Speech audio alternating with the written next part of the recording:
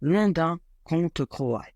Il y avait une fois un moulin perdu au-delà des montagnes où vivait la belle Jolana, une fille unique. Le jeune apprenti de ce moulin, un garçon bien fait de sa personne et habile dans son métier, en était fort épris. Mais le père ne voulait point entendre parler d'un tel prétendant. Sa fille aurait une jolie dot et il ne la donnerait pas à un pauvre valet comme lui. Le prétendant devait venir en carrosse demander sa main. Or, son vœu faillit bien se réaliser. Un jeune élégant secrétaire au château avait commencé à rendre à Jolana des visites régulières. La meunière l'accueillait volontiers. Quand il arrivait, elle était tout sourire et s'empressait de lui servir du café et de la brioche. Mais ce bouffon gardé n'était pas du tout du goût de la jeune fille. Elle aussi aimait l'apprenti sans oser l'avouer à ses parents. Les deux jeunes gens étaient donc souvent tristes et découragés.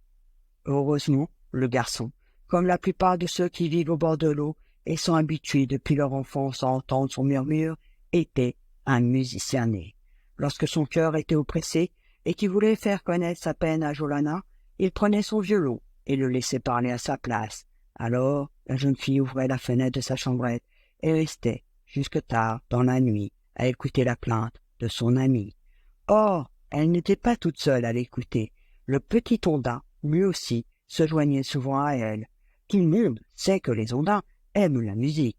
Dès les premières notes, ils sortaient du chenal et allaient s'installer confortablement dans le sol creux afin de mieux l'entendre. Comme tous les Ondins, celui-ci était vêtu d'un petit habit vert d'où retombaient d'éternelles gouttes d'eau et chaussait de bottines rouges fermées par une boucle de nacre.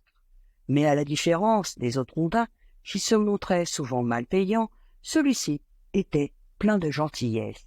Un soir, le secrétaire s'en vint au moulin avec le secret espoir d'y rencontrer cette Jolana qui le fuyait toujours.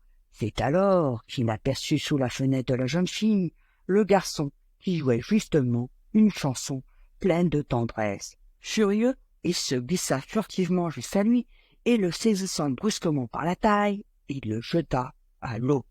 Surpris, le jeune homme ne put se défendre.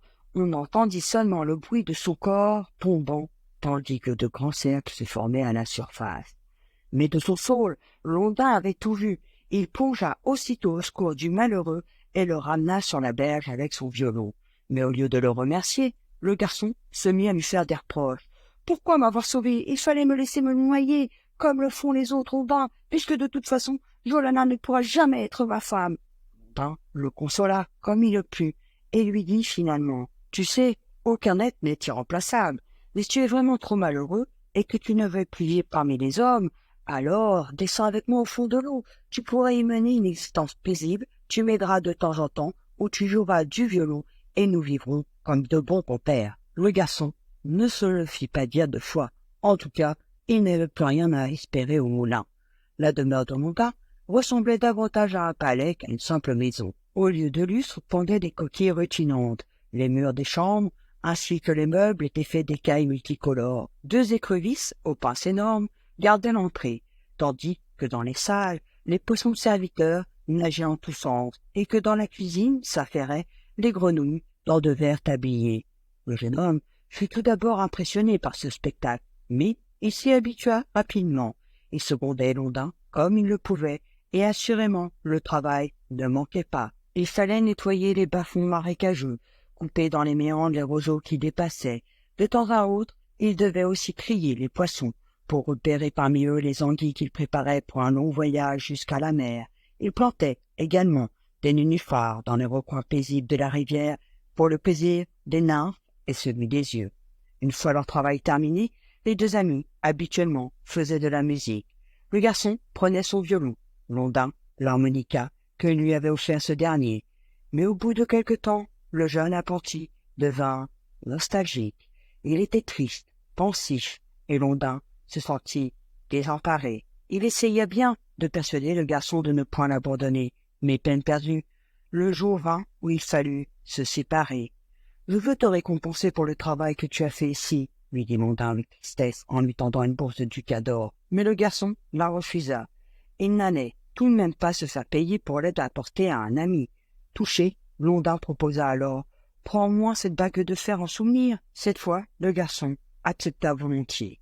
Quand il la regarderait, elle lui rappellerait les bons moments passés au fond de l'eau. Ce n'est pas toutefois une bague ordinaire. Si tu la mets à ton index et que tu la tournes 3 fois en prononçant un vœu, il se réalisera. Mais attention, tu ne peux formuler que 3 vœux. Après, la magie n'agira plus. Le garçon remercia Blondin, mit la bague à son doigt et prit son violon. Son ami l'accompagna jusqu'à la berge.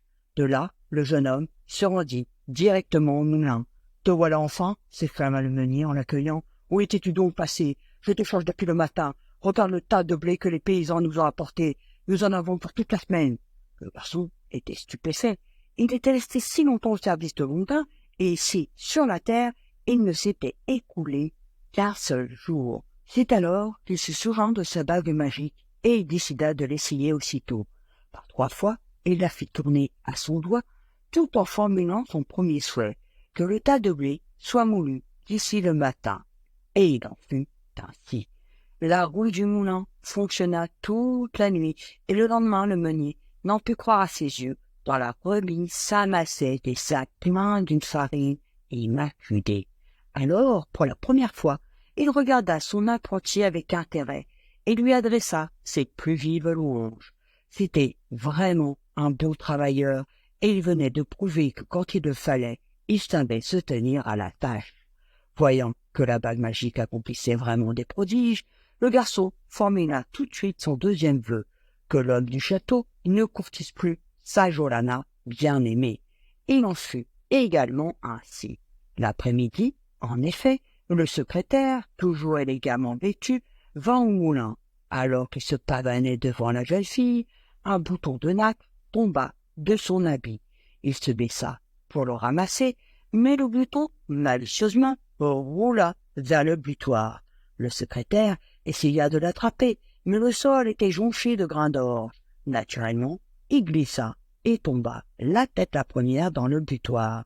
Il en ressortit comme un bonhomme de neige, ne pouvant supporter une telle honte. Il quitta la pièce et partit sans demander son reste. Quand il atteignit le sentier, un nouveau piège l'attendait encore. Il marcha sur un crapaud, glissa de nouveau et tomba dans l'eau. Pour finir, une grande écrevisse passa le fond de son pantalon, et le secrétaire, criant d'épouvante et tenant son derrière, s'enfuit du moulin aussi vite que ses jambes le lui permirent. Les domestiques et le meunier rirent encore longtemps de cette histoire. Monsieur le secrétaire, quant à lui, ne se montra jamais plus en ce lieu où il s'était couvert d'un tel ridicule. Alors, le garçon tourna la bague magique pour la 3e fois, et vous devinez sans doute quel fut son dernier vœu, qui lui aussi ne tarda pas à se réaliser.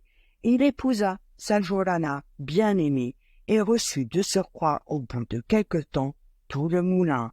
L'amitié du jeune meunier avec Blondin continua toujours plus forte. De temps en temps, le soir, ils se retrouvaient pour faire ensemble un peu de musique. C'est dans ces moments que les 2 compagnons étaient les plus heureux. Merci de m'avoir écouté et on se retrouve bientôt pour de nouvelles aventures.